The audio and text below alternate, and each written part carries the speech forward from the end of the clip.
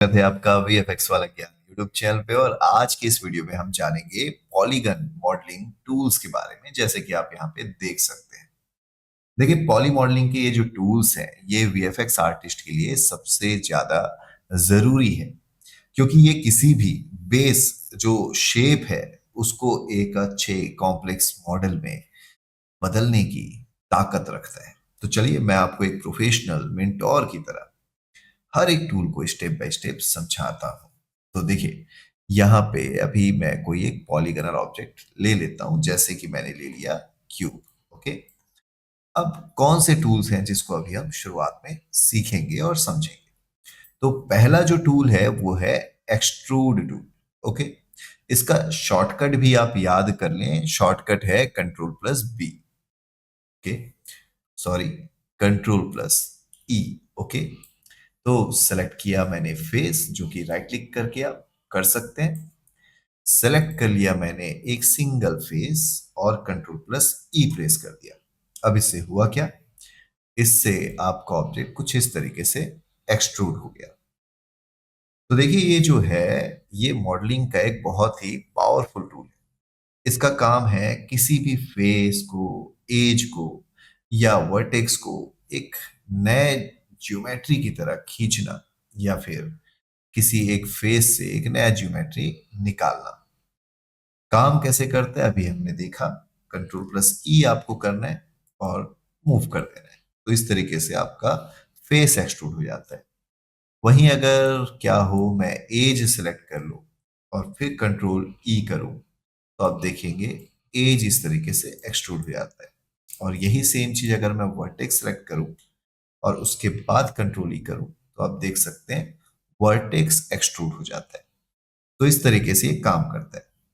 चलिए एक एग्जांपल लेते हैं कि मान लो आपको एक बॉटल का नेक बनाना है। ठीक है, तो बॉटल के लिए मैंने बेस तो बना लिया सिलेंडर को। चैनल बॉक्स पे जाके इसका जो कैप है इसको चलो 0 कर देता हूं। फेस को सिलेक्ट किया, कंट्रोल+E प्रेस किया। अब आप देख सकते हैं इसको मैं कुछ इस तरीके से मूव कर सकता हूं, और यहां पे क्लिक कर दूं तो कुछ इस तरीके से स्केल कर सकता हूं। वापस से कंट्रोल E कर दूं, फिर से एक्सट्रूड हो गया, और इस बार इसको मूव कर देता हूं। तो आप देख सकते हैं बॉटल के नेक की तरह आपका मॉडल दिखाई दे रहा है। ठीक है, तो अब आपको कुछ बातें हैं जो आपको ध्यान देनी है, क्योंकि कई बार होता क्या है, एक्सट्रूड जब आप कर देते हैं यानी कंट्रोल+E प्रेस कर देते हैं, और एक्सट्रूड करने के बाद आप ये भूल जाते हैं कि आपने एक्सट्रूड को अप्लाई किया है कि नहीं। ठीक है, जैसे कि यहाँ पे आप देख सकते हैं डबल फेस बन चुका है। ये देखिए, मूव करूंगा तो आपको समझ आएगा, और अगर मूव नहीं करेंगे तो एक्चुअल में यहाँ पे दो फेस बन चुके हैं, डबल फेस बन चुके हैं। जो अभी तो आपको कोई प्रॉब्लम नहीं लगेगा, पर जब आप रिगिंग करने जाएंगे तो उस समय हो सकता है ये आपके लिए प्रॉब्लम क्रिएट करे। जब आप फाइल को रेंडर करने जाएंगे वहां पे ये प्रॉब्लम क्रिएट कर सकता है। इसलिए इस चीज को आपको अच्छे से याद रखना है कि जैसे आपने कंट्रोल किया है, तो उसके बाद आप उसको अप्लाई करें किसी भी तरीके से, चाहे मूव करें, स्केल करें, ओके, या फिर रोटेट करें, जो आपको सही लगे उस सिचुएशन पे। चलिए अब आते हैं अगले टूल पे, जो है आपका बेवल टूल। देखिए, बेवल टूल का जो शॉर्टकट है ये वही है जो मैंने पहले एक्सट्रूड के लिए बता दिया था, यानी गलती की थी मैंने, तो अभी सुधार लेते हैं। बेवल का शॉर्टकट है कंट्रोल+B। ओके, तो देखिए होता क्या है, अगर आप असल जिंदगी में देखें तो यानी कि रियल वर्ल्ड में कोई भी चीज परफेक्ट 90 डिग्री शार्प नहीं होती।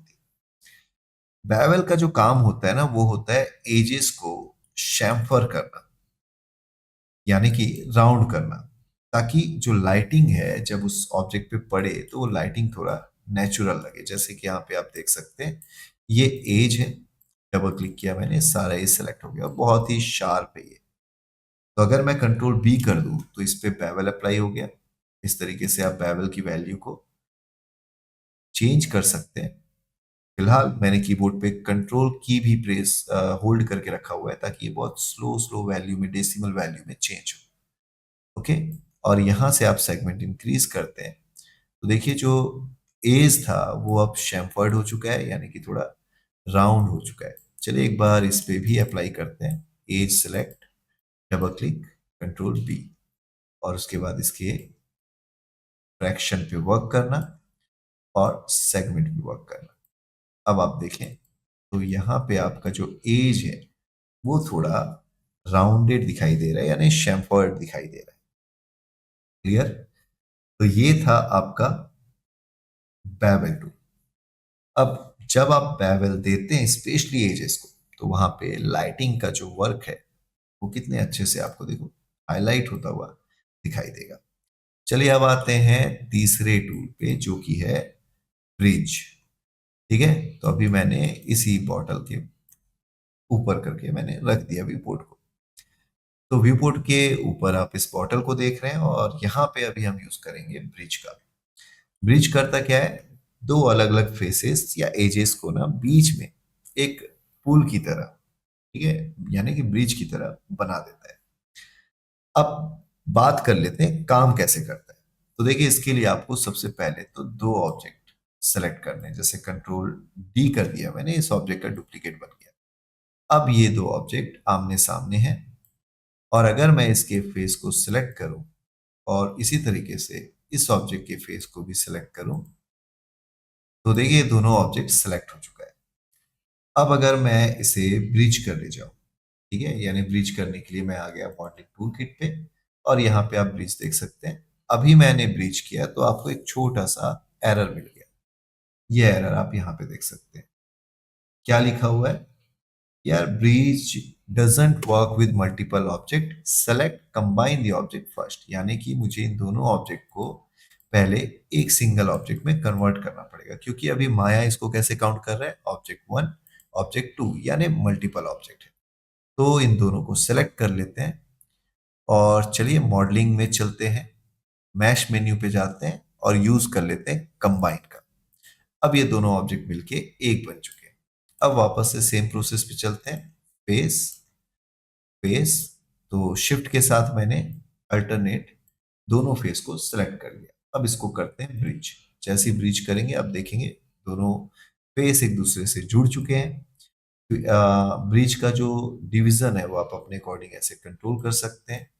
टेपर को कंट्रोल कर सकते हैं। ओके, इस तरीके से आप चाहें तो टेपर को कंट्रोल कर सकते हैं, ट्विस्ट को कंट्रोल कर सकते हैं। तो ये सारे ऑप्शन यहाँ पे दिए हुए हैं।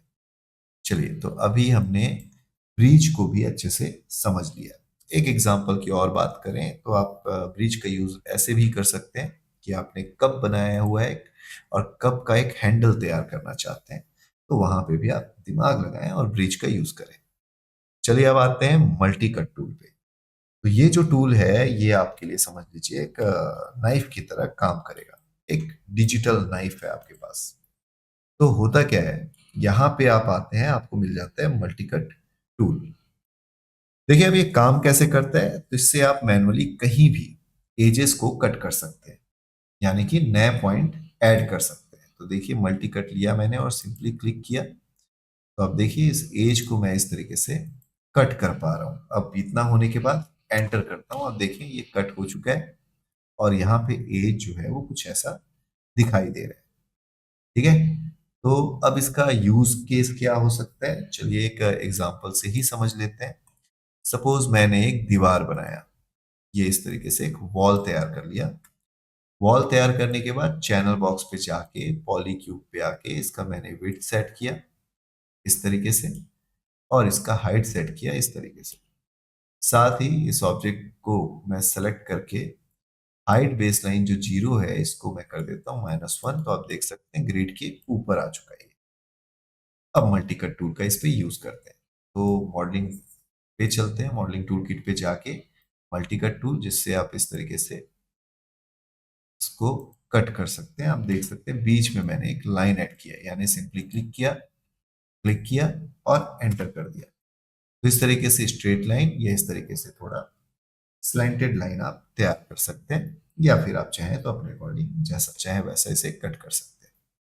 तो अब अगर आप इसी टूल का यूज करते समय कंट्रोल होल्ड करें कीबोर्ड पे, तो आप देखिए कट ये पूरे राउंड में कर रहा है। तो अगर आपको इस दीवार पे यानी वॉल पे खिड़की बनाना हो, तो हम कर क्या सकते हैं, कट टूल का प्रॉपर यूज कर सकते हैं। चलिए करते हैं। अभी क्लिक किया मैंने, फिर यहाँ क्लिक किया और यहाँ क्लिक किया। अब आप देख सकते हैं यहाँ पे आपको विंडो के लिए एक स्पेस मिल रहा है। ओके, तो इस तरीके से हमारे पास ये ऑब्जेक्ट है और दोनों फेसेस को यानी कि फ्रंट फेस और बैक फेस को मैंने सिलेक्ट करके पिछला टूल यूज कर लिया जिसका नाम था ब्रिज। और आप देख सकते हैं वॉल पे मैंने एक विंडो तैयार कर लिया। ठीक है, तो ये हैं कुछ बेसिक मॉडलिंग के टूल्स जिस पे अभी आपको प्रैक्टिस करनी है। पहले तो आप वो प्रैक्टिस करें जो मैंने आपको बताया, यानी बॉटल का नेक बना करके देखें, दीवार पे ये विंडो स्पेस बना करके देखें। ठीक है, तो इन सारे मॉडलिंग टूल्स पे आप प्रैक्टिस करना शुरू कर दें। और अगर आप चाहते हैं इसी तरीके से माया को अच्छे से सीखना बहुत ही सिंपल इजी प्रोसेस में, तो आप इस चैनल को सब्सक्राइब कर लें। क्योंकि भाई अगर आप माया अच्छे से सीख जाते हैं तो ये आपके वीएफएक्स इंडस्ट्री में बहुत हेल्प करने वाला है। तो मिलते हैं अगले वीडियो में। और जाने से पहले मैं यही कहूंगा कि वीडियो को कर दे लाइक, अगर कोई मन में हो सवाल तो करे कमेंट, और अगले वीडियो के इंतजार में हैं अगर तो चैनल को सब्सक्राइब कर दें। मैं लेकर के आता रहूंगा इसी तरीके से वीएफएक्स वाला ज्ञान। धन्यवाद।